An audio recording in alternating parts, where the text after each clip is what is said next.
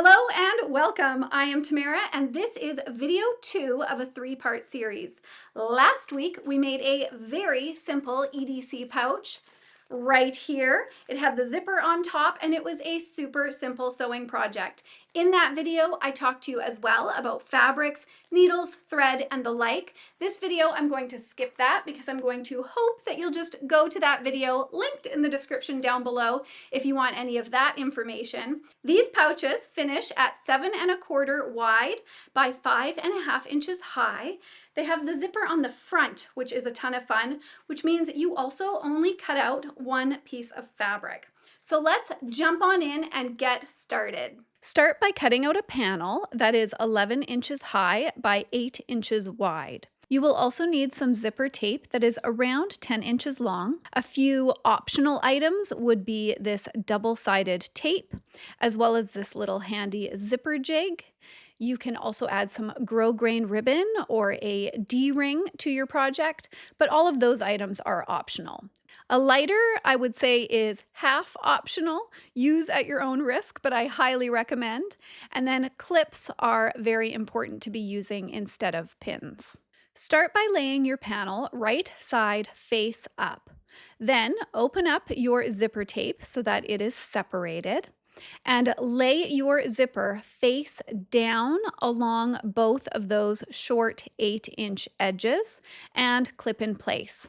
Now this is where that double-sided tape comes in. If you find that your zipper slides around because you're using slippery fabric, then you can use some double-sided tape along those edges before clipping your zipper in place. I did show this method in my other zipper tutorial, so I will have that linked in the description down below if you want to see how I did that. Then take it to your sewing machine and using a zipper foot and starting and stopping with a back stitch, sew along both of those edges. Then turn your panel so that you are looking at the lining side of the fabric and fold those zipper edges down towards the center of the panel, finger creasing that in place.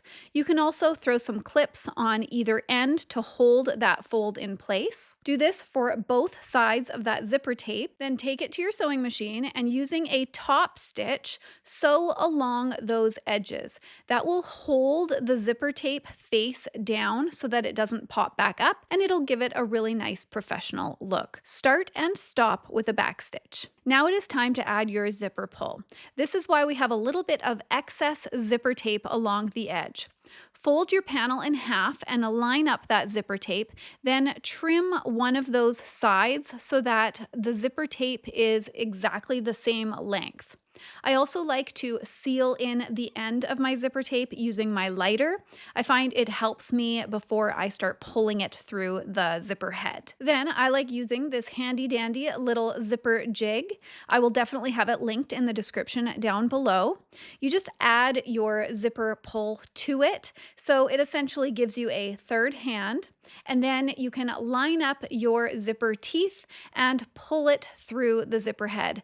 Sometimes this takes me a few tries because I really want my zipper teeth to be lined up perfectly, because if it's not lined up well, then the panel will end up twisting in the next step. Pull the zipper pull towards the center of your panel, but not all the way across. And then you can trim away the excess zipper tape on both sides of your zipper tape.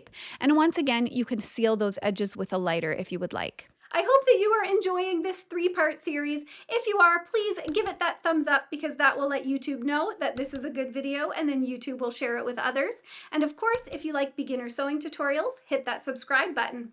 And please let me know in the comments down below which version of these 3 you are interested in sewing the most. Now let's keep on sewing.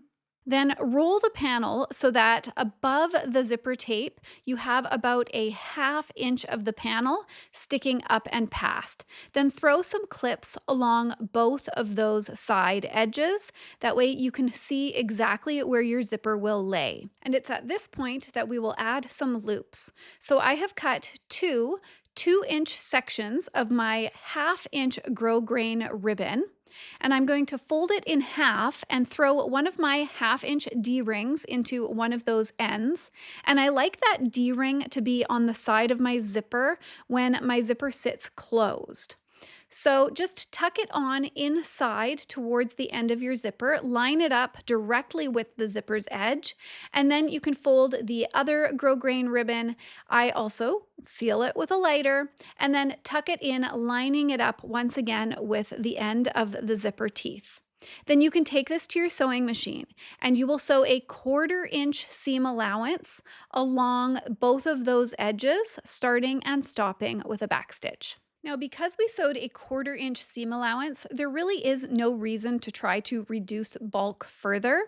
So you can seal up your edges. I like to do this with a lighter. If you want, you can do pinking shears, but if you are going to use pinking shears, you may want to try to do a 1/2 inch seam allowance instead of a 1/4 inch seam allowance for both of those side edges. And finally, you can reach on inside and turn your project right side out, gently pushing out all 4 corners. However, you are not finished yet. Now, if you want to have crisper looking edges, what you can do is run your finger along those edges and give it a bit of a finger crease, or you can take it to your iron and on your lowest setting, you can probably iron those edges nice and flat. However, it will depend on the type of fabric that you have, so definitely test run a scrap piece of fabric first to make sure that you're not going to melt your fabric. And another fun option is to add some cording through your zipper. If your zipper head is a simple one, like the one that I have here, then you can grab a longer piece of cording around 10 inches in length and pull one end through each hole. Then you'll take the top end and loop it back through the bottom hole, finishing it up with a knot at the end. Then, of course, trim the cord so that it is nicely matching. And once again, using that lighter, you can just seal in those ends. So that, my friends, is version 2 of my EDC pouch series. And next week is version 3. So I hope you will come back and check that out. And of course, if you are here at a later date, then check out that description down below because I will have that video linked there as well. I hope that you guys are enjoying this series, and I hope to see you back next time. Have a wonderful day. Bye for now.